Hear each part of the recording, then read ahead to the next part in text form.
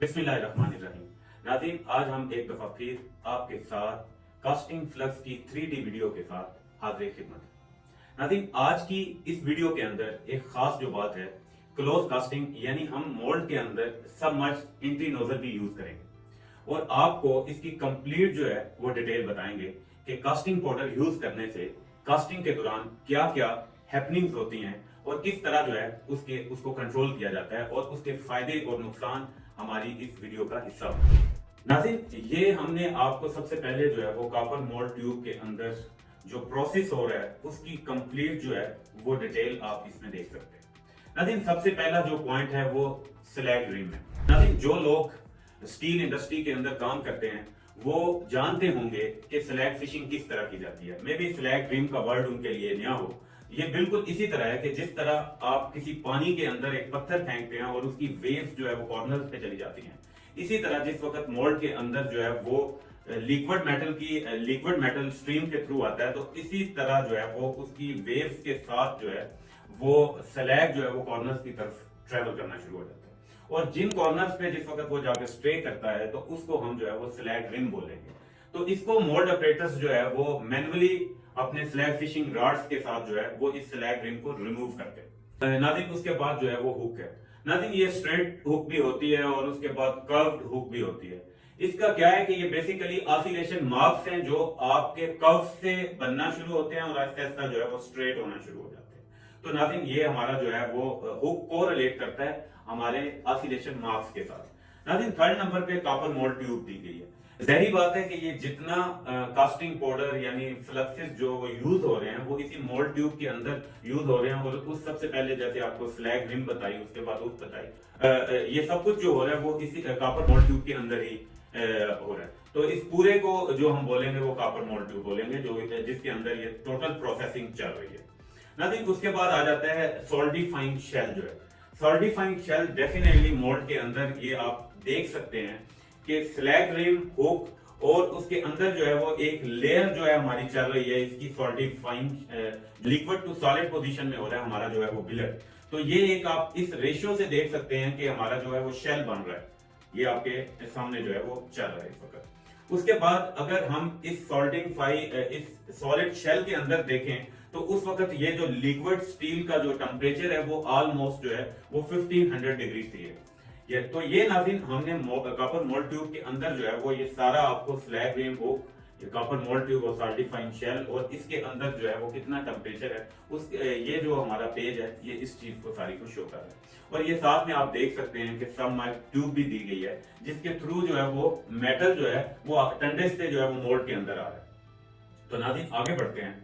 आगे आप ये देख सकते हैं कि सब एंट्री नोजल से मेटल जो है वो मोल्ड के अंदर जो है वो ट्रेवल कर रहा है। नाज़रीन, इसके बाद ये मोस्ट इंपॉर्टेंट जो है वो पेज है वो है फ्लक्स के। जिस वक्त आप फ्लक्स को फीड करते हैं मोल्ड के अंदर तो सबसे पहले जो है वो आपको पता है कि आपका पाउडर जो है वो अनमेल्टेड होता है। जो ही आपने मोल्ड के अंदर उसको फीड किया तो उसका जो टेम्परेचर होगा वो ऑलमोस्ट जो है वो मोल्ड के अंदर 500 डिग्री सी तक हो। उसके बाद आपको पता है कि अनमेल्टेड पाउडर के नीचे जो है वो एक सिंटेड जो है वो लेयर होगी और उस लेयर का टेम्परेचर डेफिनेटली इंक्रीज करेगा जो कि ऑलमोस्ट जो है वो 900 डिग्री सी के करीब होगा। इसके बाद जो है वो जब नीचे चला जाता है मजीद तो उसका जो है वो मजीद टेम्परेचर जो है वो बढ़ेगा और उसके बाद जो है वो मेल्ट होके अपना जो है वो कार्बन बनाएगा जो हमारी लुब्रिकेशन में हमें हेल्प देगा। नाज़रीन, आगे अगर इस वीडियो से आगे बढ़े यानी अगर इस पेज से आगे बढ़े तो आप फर्दर देख सकते हैं कि हमारा जो है वो मोल्ड फ्लक्स जो है वो मोल्ड के अंदर बड़ा क्रिटिकली जो है वो फंक्शन कर रहा होता है। यानी ये स्टील क्वालिटी और जो है वो स्टील क्वालिटी और ऑपरेशनल स्टेबिलिटी को जो है वो इंप्रूव करता है। नाज़रीन, इसके बाद जो है वो नेक्स्ट अगर हम बढ़े तो ये मोल्ड फ्लक्स जो है वो कंट्रोल करता है हमारी हीट को, यानी जो ज्यादा हीट है उसको भी रिमूव करने के अंदर जो है वो इसका एक किरदार होता है। अब नाज़रीन, इसका हमें फायदा और नुकसान, आप अगर इस पेज को देखें तो ये अगर हम जो है वो हाई हीट जो है रिमूव करें तो यानी ज्यादा हीट को रिमूव करें तो उससे क्या होगा कि आपकी सॉलिडिफिकेशन जो है वो मोल्ड के अंदर ज्यादा होगी। उससे क्या होगा कि बिलेट के अंदर जो क्वालिटी इफेक्ट होगा वो आपकी पुअर यानी कि आपकी जो क्वालिटी है वो क्रैक्स की सूरत में जो है वो विजिबल होना शुरू हो जाएगी। तो इसके बाद अगर आपकी लो हीट होती है, यानी कि आपकी कम हीट जो है वो जाती है, तो उसका रिजल्ट क्या निकलेगा कि आपकी जो है वो शेल की थिकनेस जो है वो कम होगी। तो नाज़रीन, आपको जो है वो इस चीज का ख्याल रखना है कि आपकी जो है वो ड्यूरिंग कास्टिंग जो है वो शेल की थिकनेस जो है वो थिन होनी चाहिए, ना कि थिक हो। तो नाज़रीन, इसके बाद अगर आप अगले पेज पे देखते हैं तो आपकी जो है वो लो, अगर आपकी लुब्रिकेशन जो है मोल्ड के अंदर कम होती है तो उससे क्या होगा कि मोल्ड की वॉल्स के साथ आपकी स्टिकिंग होना शुरू हो जाएगी, जो कि आपके शेल को जो है वो टीयर करेगी। यानी आपकी लुब्रिकेशन को कभी भी जो है वो इस तरह नहीं होना चाहिए कि आपका जो लिक्विड मेटल है वो मोल्ड ट्यूब की वॉल के साथ स्टिक करे। इससे जो है वो आपका शेल जो है वो डैमेज होगा और आपकी कंटेनमेंट जो है वो स्टील की वो उसमें लॉस होगा। नाज़रीन, इसके साथ साथ आप देख सकते हैं कि मोल्ड फ्लक्स है वो आपको थर्मल इंसुलेशन जो है वो प्रोवाइड करता है, आपके एटमॉस्फेरिक गैसेस से लिक्विड स्टील को जो है वो प्रोटेक्ट कर रहा होता है। नाज़रीन, अगर आप इस पेज को देखें तो आपकी जो पुअर इंसुलेशन है फ्लक्सेस की, वो आपकी सॉलिडिफिकेशन को जो है वो प्री मैच्योर करती है, ठीक है। और आपकी जो फ्लक्स लेयर जो है वो प्रोटेक्ट करती है अगेंस्ट स्टील ऑक्सीडेशन को। और यानी जैसे मैंने आपको पहले भी बताया कि ये एटमॉस्फेरिक गैसेस से जो है वो इसको प्रोटेक्ट कर रही होती है। तो नाज़रीन, हमारी ये जो कास्टिंग पाउडर की यानी कास्टिंग फ्लक्स की जो आपने वीडियो देखी, इसके अंदर आपको जो है वो डिफरेंट तरह के हमने प्रोसेसेस के मतलब बताया कि मोल्ड के अंदर जो है वो किस तरह की हैपनिंग चल रही होती है। नाज़रीन, अब हम आगे चलते हैं और बताते हैं कि ये जो मोल्ड फ्लक्सेस हैं ये नॉर्मली इंडस्ट्री के अंदर दो तरीकों से इस्तेमाल हो रहे होते हैं।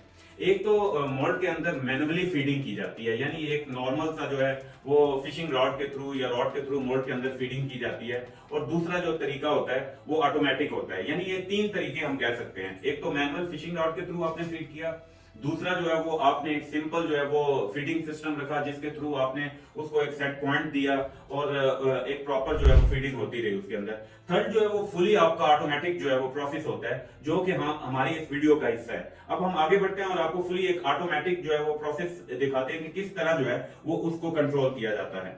नाज़रीन, इसके अंदर जो है वो आप देख सकते हैं, यानी एक कंपनी है जो एक प्रॉपर जो है वो उसको डिजाइन करती है लेवल 3 के साथ, जिसके अंदर जो है वो आप एक मैनुअल जो है वो सेट पॉइंट दे देते हैं कि मुझे मोल्ड के अंदर इस परसेंटेज के साथ जो है वो फीडिंग चाहिए। तो वो आप मॉनिटर कर रहे होते हैं उस लेवल 3 की स्ट्रीम के ऊपर। और उसके बाद जो आपका पाउडर का एक कांस्टेंट फ्लो रेट जो जा रहा होता है, और ये सारे प्रोसेस को जो ऑटोमेटिकली कंट्रोल कर रहा होता है वो सेंसर्स होते हैं जो ये मेक श्योर करते हैं कि आपका सेट पॉइंट जो है उसके अकॉर्डिंगली एक्यूरेट जो है वो पाउडर मोल्ड के अंदर जा रहा है। तो नाज़रीन, ये लेवल 3 जो है वो कंप्लीटली जो है वो आपके प्रोसेस को एक्यूरेट कर देता है, जिससे आपके मोल्ड के अंदर एक कांस्टेंट फ्लो के साथ कास्टिंग पाउडर जाता है, जिससे आपके मोल्ड के अंदर स्टिकिंग नहीं होती। जब स्टिकिंग नहीं होगी आपका शेल जो है वो डैमेज नहीं होगा। जिस वक्त डैमेज नहीं होगा तो आपके बिलेट के ऊपर क्वालिटी इश्यूज नहीं आएंगे। जब क्वालिटी इश्यूज नहीं आएंगे तो डेफिनेटली आपके बिलेट की जो है वो क्वालिटी इंप्रूव होगी।